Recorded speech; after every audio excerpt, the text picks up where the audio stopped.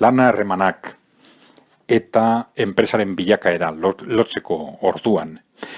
Enpresa mailan sindikatuak dituzten aukerak aztertzea funtsezko kontua da. Alde batetik sindikatuak hainbat aukera dituzte beste eragileak presionatzeko, bai enpresariak, inguruko erakundeak, erakunde publikoak eta neurri batzuk edo beste batzuk hartzeko informazioa edo prestakuntzaren aldetik kontestua, testu ingurua errazteko. Baina momentu honetan aztertu nahiko genduke sindikatuek beraiek euren baliabideekin ze aukerak dituzte gauza bat edo beste bat egiteko.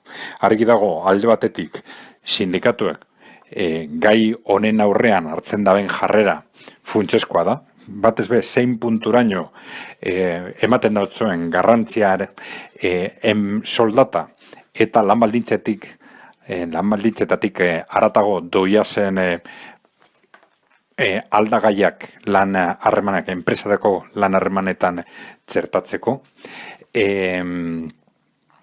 Zen punturaino aldagai horiei ematen dutxien garrantzia, eta bestetik zen punturaino integratzen daben helburu hori euren estrategietan. Zemotako estrategiak erabiltzen dabezan helburu horiek lortzeko. Alde batetik, argi dago sindikatu batek, sekzio sindikal batek, hartzen badao jarrera argi bat soldatatik haratako aldagai hoien aurrean, prestakuntzarekin, langileen prestakuntzarekin, inbertsioekin, eta lotuta egon daitezkenak. Euren irudia, hobetzen ari direla langileen aurrean. Erakusten dabe, gaitasun handiago dutela langileen interesak defenditzeko.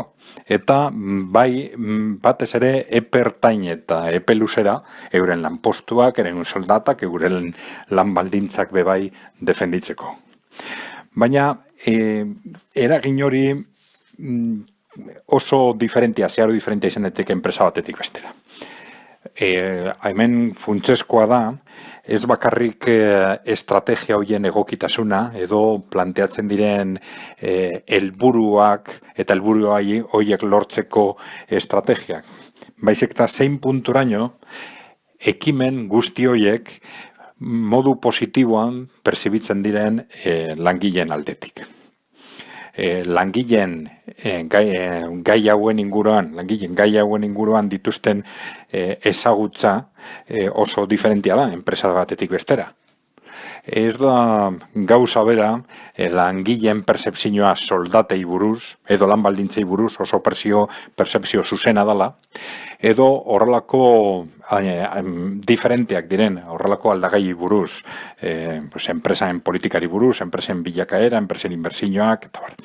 Asko zailago da, variable guzti horiek, aldagai guzti horiek ezagutzea eta interpretatzea, eta beraz gertatu leike hor sekzio sindikalak edo sindikatuak eta langileen artean nola egiteko desadostasunak sortzea edo ez ondo ulertzea jarraitzen ari diren estrategiak edo ez baloratzea modu egokian sindikatuak alde horretatik egiten ari diren ahaleginak.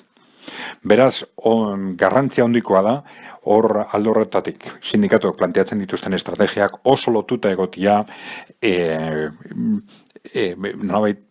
base sozialarekin, langileen kolektiboarekin. Beraz, konkretuki, estrategia horiek martzan jartzeko, abia puntu moduan, jarri behar diren helburuak edo ekimenak, informazioaren aldetik eta prestakuntzaren aldetik, ez dira egon behar bideratuta bakarrik sekzio sindikalariz, bakarrik bakoitzaren afiliatuei. Egon behar dire bideratuta modu paraleloan nahi bada, baina aldi berean sindikatuari eta langile guztiei. Hori da lako modu bakarra sindikatuen jarduera ez galtzeko, nolabait ez galtzeko sindikatuen jarduera eta estrategia ez galtzeko harreman zuzen hori, langileen ez bakarrik interesekin, baizik eta interes horien percepzioarekin, eta beraz kapitalizatzeko arlo horretan egiten diren esfortzuak sindikatua aldi berean indartzeko bai afiliazioaren aldetik eta baita ere hauteskunde sindikalen aurrean.